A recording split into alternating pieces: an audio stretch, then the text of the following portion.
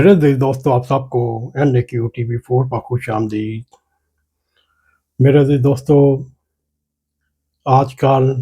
पाकिस्तान में कुछ अरसे से सुप्रीम कोर्ट के अंदर जस्टिस साहिबान के इख्तलाफात की बातें सुनते रहे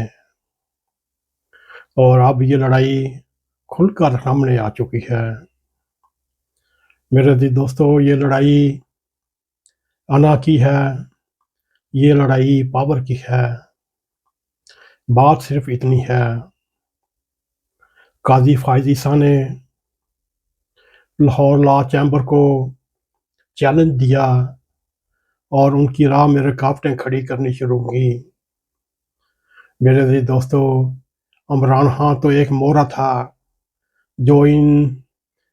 बैरिस्टर साहिबान ने अपने लिए इस्तेमाल किया। आज भी आप देख सकते हैं, निसार लॉ चैम्बर हो या बंदियाल लॉ चैम्बर हो या खोसा लॉ चैम्बर हो या तदाद हसन लॉ चैम्बर हो, मेरे अज़ीज़ दोस्तों, इन्होंने आज से 20 साल पहले से लेकर आज तक सुप्रीम कोर्ट के ऊपर कब्जा किया हुआ है और इस कब्जे के खिलाफ काजी फायज ईसा ने जब रुकावटें डालनी शुरू की तो इन पंजाबी या लाहौर लॉ चैम्बर वालों ने काजी फायज ईसा के खिलाफ ऐसी अखलाक से गिरी हुई सोशल मीडिया पर मुहिमें चलाईं। उनकी ख़ानदान को क्या क्या नामों से पुकारा गया। काजी फायज ईसा का सिर्फ कसूर ये है, उन्होंने लाहौर लॉ चैम्बर्स जो लामहदूद ताकत के पिलर समझे जाते थे, उनमें साकम निसार भी आ जाता है, उसमें उमर ता बंदयाल भी आ जाता है, उसमें खोसा भी आ जाता है। मेरे अज़ीज़ दोस्तों, उसमें याया फरीदी भी आ जाता है, उसमें आयशा मलिक भी आ जाती है और मुनीब अख्तर भी आ जाता है। सबसे बढ़कर मंसूर शाह साहब का लॉ चैम्बर भी इनसे फ़ायदा उठाने वालों में शामिल हैं।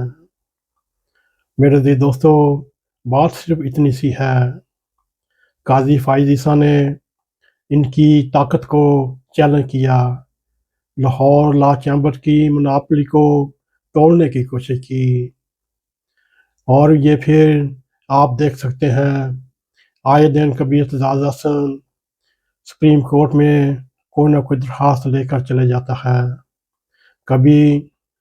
खोसा साहब कोई दरख्वास्त पिटीशन लेकर चले जाते हैं, कभी सुलेमान अकरम राजा साहब वो चले जाते हैं,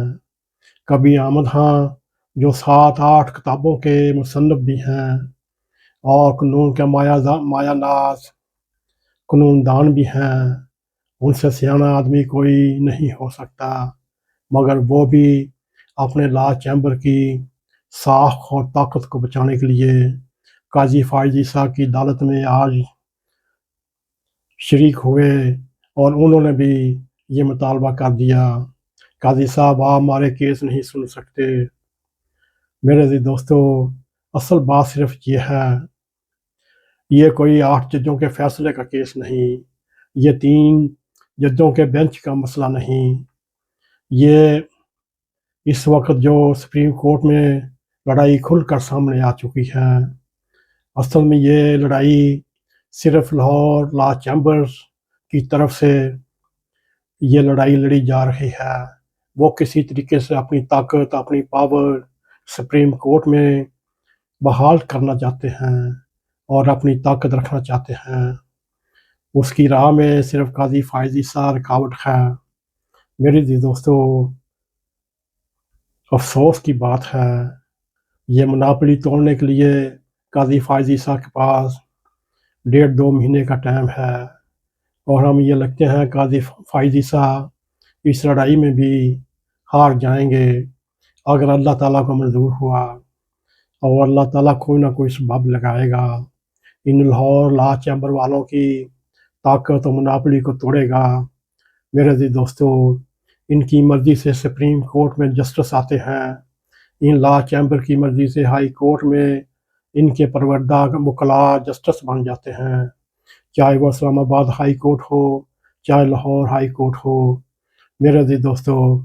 اس وقت پورے پاکستان میں لاہور لا چیمبرز والوں کا طوطی بول رہا ہے، اور آج بھی دیکھا جائے یہ جو 8 جج یا 9 جج ایک طرف ہیں جو ہم خیال گروپ ہیں، یہ بھی انہی لا چیمبر والوں کی پیدائش ہیں، انہی میں وہ کام کرتے رہیں اور انہی بڑے بڑے برگوں کے شاگرد رہے جو آج ہائی کورٹ میں، سپریم کورٹ میں جسٹس بن کر بیٹھے ہوئے ہیں اور اپنے لا چیمبر کے مفادات کا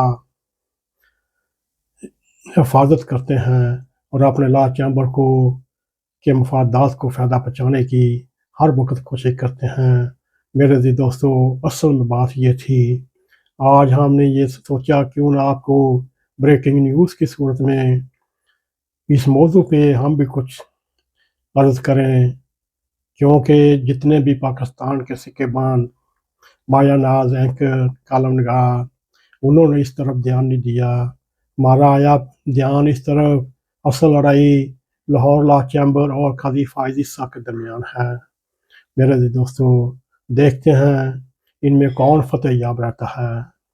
یہ تو اللہ تعالیٰ بہتر جانتا ہے۔ اگر آپ کو ہمارا یہ پروگرام پسند آئے، اس کو لائک بھی کریں، اس کو شیئر بھی کریں، کمنٹ سیکشن میں جا کر اپنا ظاہر خیال کرتے ہوئے NAQTV4 کو سبسکرائب کریں